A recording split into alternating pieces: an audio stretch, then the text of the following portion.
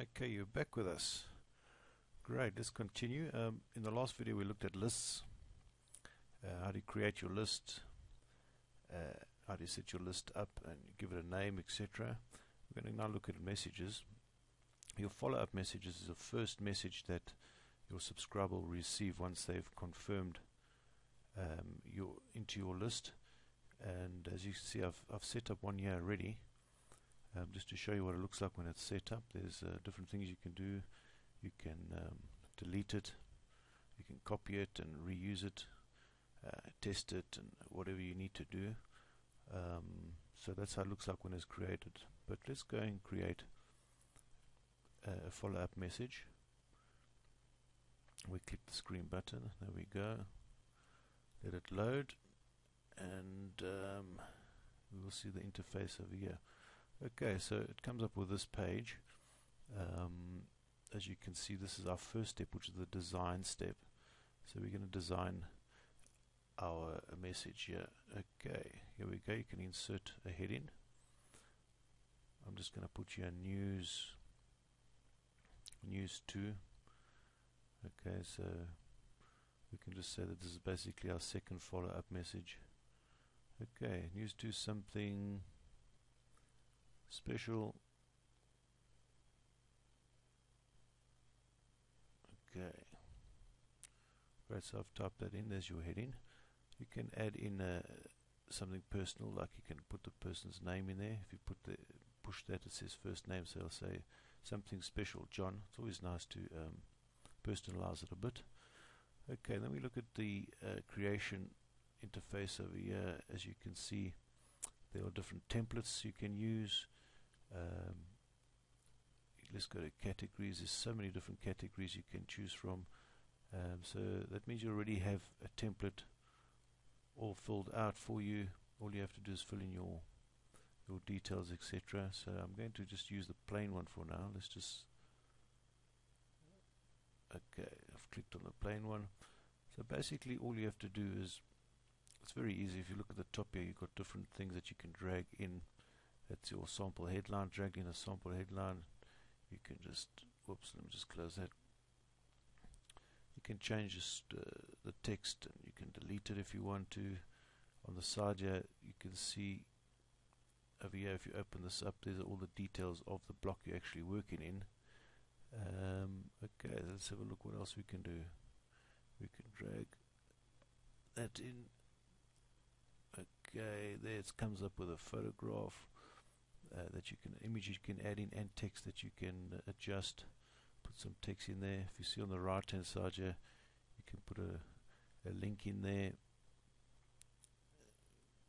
where it says read more. You can put a link in there, so when somebody clicks on read more, you can direct them to your website again, or you can just take it out if you want to. Yeah, very easy. There you can drag your image, make it bigger, make it smaller, whatever you want to do with it. Let's look what else we can use over here. Okay, the basic stuff is, there we go. Let's just highlight this. We can, what I normally do is go to a Word document that I've already prepared, and let's just copy and paste this. So we right click, let's copy some of this text, and let's go back, and we can just simply right click and paste. And that's all your fonts and text that you've just highlighted in one of your Word documents. You can change it at the top here to different sizes. As you can see, there's different sizes you can do. You can bold stuff, you can make it italic, and whatever you need to do. Got all the tools at the top here. Great to play around with and just get it right. You can center it, whatever you need to do. Here's the text color. You can go there and choose what text color you want to do, etc., etc. Yeah, it's unlimited, so it's great.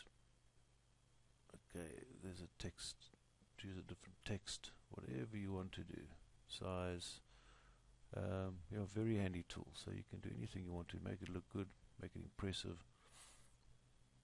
and yeah, there you have it. Let's scroll down a bit and have a look. Okay, Okay, so there's a button we can add in. Just drag a button there. It says click here, and then on the right hand side over here you just put the link to where you want the person to go if he clicks on the button. Or you can use a custom image that you have already on your desktop. Twitter, there's just so many things. You can just play around and whatever you need. There's a logo, you can drop your own logo in. You can go and find the logo on your system, drop it in. Okay, so that's basically it. There's so much you can do when you're ready and you've done everything you want to do. If you have a look at the plain text, everything you've put in at the top will show in plain text without any images. That's for people that are not, they don't have email HTML, that they just receive text. Some people like that. So you just save it at the bottom, and then you go to next. Okay, yeah, you have your settings, different intervals when you want the next follow-up message to go. So you can put in there, let's just get rid of this one. You can put on there how many days you want the message to go after your last message. Put a day, 1 day later. If you turn this on, you can decide what day you want to send it, what time you want to send it. And this is very handy, all preset. It says send message. Whatever you need to do, let's just go down here. Click tracking. Yes, you can click the little box if you want to track, so you can see how many people have opened your message, etc. And yeah, very easy to set up. Just save. Okay, great. It's saving your everything and it's setting it up, and it should go back to. There we go. We go through the front page. Where we are. There we have. We've set up your second follow-up message. It's just as the first message, so you can put as many messages as you want to. Okay, so your other messages that you can send is, let's just open this, is a broadcast message. Now this message is, it's called broadcast because you can broadcast a message at any time you want to. It's not a follow-up, it's just if you just wanting to just suddenly send a message once off at any time you want to, and it works the same. If we push here create the new broadcast message, it's just push this. Basically it's very similar to your follow-up message, same setup, everything looks the same. You can have a look here. There's 3 steps. There's your design step, so let's just go down. As you can see, it's basically exactly the same. You can put your header in here, you can choose your template and do exactly what you did on your follow-up message and send your broadcast. Pretty simple to do. Yeah, there's all your templates. Let's just have a look at a different template here.